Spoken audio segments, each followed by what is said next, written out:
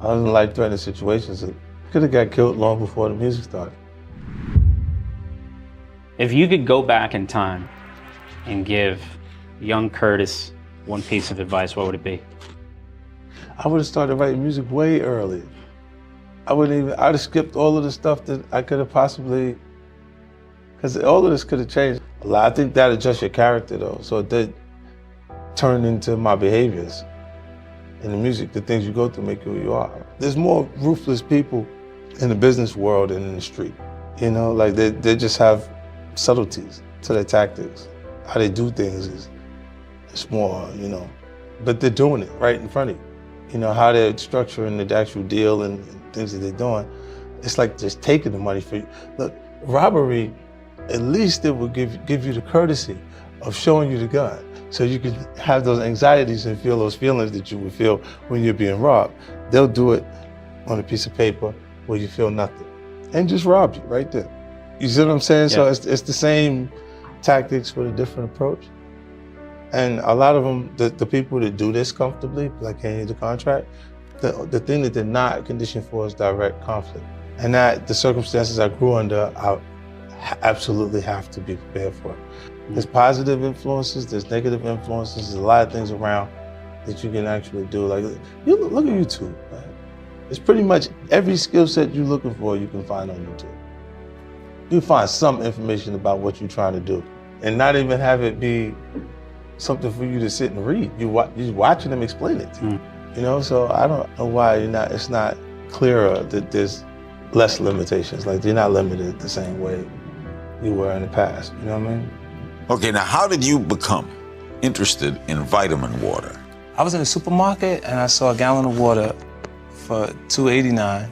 And I went further down the aisle and I seen another gallon of spring water for 59 cents. And I just know that if you put that in these two different cups that we have in front of us, that I wouldn't know the difference between what spring it came from. When I got back, I told Chris at the time, me and Chris Lighty was working closely together, he was managing me, and I said, I want to sell water. And he was like what? I said, I want to sell water. He's like, to who? Everybody need water. Like, you know, it might have been an easier concept for him if I said I wanted to sell liquor. So you bought the company? No, so I ended up having about almost 10% of it. And it was sold to Coca-Cola for you made $100 million? Well, 4.1 billion they actually sold the company for. I've somehow ended up under circumstances where I've been up against the toughest things in the environment that I come out of before any success takes place.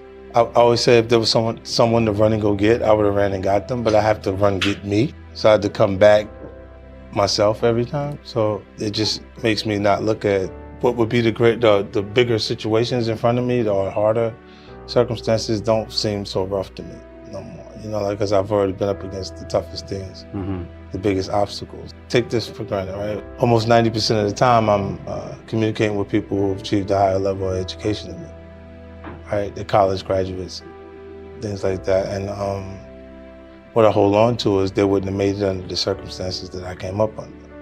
And, you know, if the information that you needed in the business classes were in the book, if everything you needed was in the book, then the teacher would be too successful to teach the class.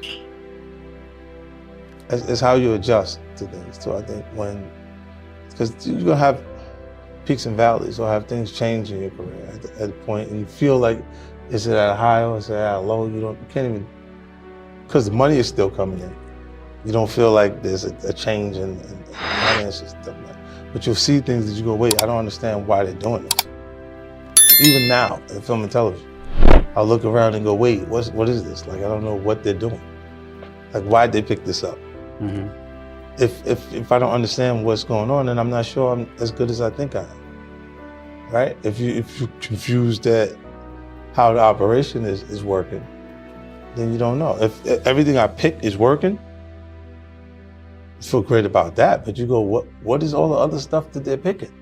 Right. What is that? Like, how much did that equate to as far as the audience that they have at the network, or why are they doing it? You know, and just trying to understand that. Because I guess eventually I'll be the network. Without knowing who you are, individuals could look and just judge you and say, I don't like that. He had that diamond goat on his neck. Why'd he put that there?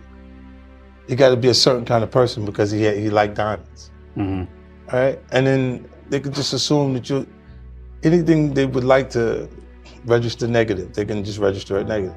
Some people, they have the trait of, like, let's say the person's across the street, they look at you, they don't like you across the street. Some people feel the need to go across the street to say why I'm a good person. I don't give a Yeah. I genuinely don't give a about how those people feel about me across the street because they don't care about me. Having the ability to focus on something, or to work on it, will allow you to work hard enough to be good enough at it. That's one thing when you can actually commit to yourself and what you want for your life and you work that hard at it. This is watching someone else raise their hand to answer a question that they know the answer to. And that means that person deserves to be ahead of you in life because your fear of being wrong at that point is not allowing you to create your value in the workspace. Well, when you're in life-threatening situations, it makes you a little more conscious of death. You know, and the more that you are aware of your fate, the higher the probability you have a chance to live. So you're a little more free. So walking into a room, even at the worst possible scenario, it won't damage me to the point or hurt as much as that hurted. So I'll go in there in a secure space, able to speak and ask the questions, and I'd rather feel like I'm unaware for the moment within those quarters than to feel like I'm unaware in a losing situation. So I don't regret those things. I don't regret them because I don't think I'd be who I am today if I wasn't exposed to those situations.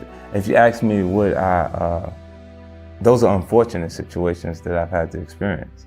And if I had a choice, I would have definitely went in a different direction. But under those circumstances, when you're in an environment where you meet aggression with aggression, or you're deemed weak, and the weak becomes the prey, you gotta kind of back people off of you at different points. And when you're willing to go as far as further than the other guy, you'll always prevail. You'll always end up on top. Even at this point, the person that you could have met, fell in love with, how many positive moments? Right.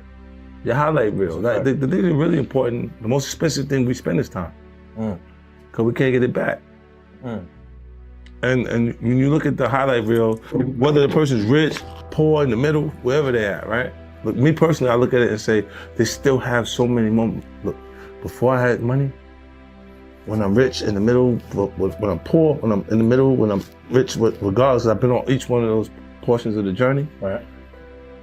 I had fun. When we didn't have no money, we had fun. Was that the most fun? It was fun. Now it's a different kind of fun. Different kind of fun, yeah, for sure. Different kind of fun, and when you grow up without finances, you start to view financial freedom becomes really important. You know, you start to be conscious of because the restraints, the biggest restraint is something that costs, right? How much it costs. You know what I mean? And later, you work yourself into a place where you're not worrying about the cost. Like what you're saying, it's elementary, right? The building blocks that you put down, essentially, if they keep moving, you can't build, right? So I set certain rules that was the basis for how we would be productive. I said, I don't care who you fight, do not fight someone that I came with. If you niggas have some sort of dispute or something going on, y'all tell each other, I'm with you right now, get away from me. Right. You go to the back of the bus, you stay at the front of the bus, whatever. You know you're uptight, but you just stay away from me. Y'all stay away from each other, right? Because if y'all have the fight, y'all both getting the fuck out of here. Y'all going home. Right. And the reason why I was saying this is I can't bring new people on when the foundation that I had is fighting each other.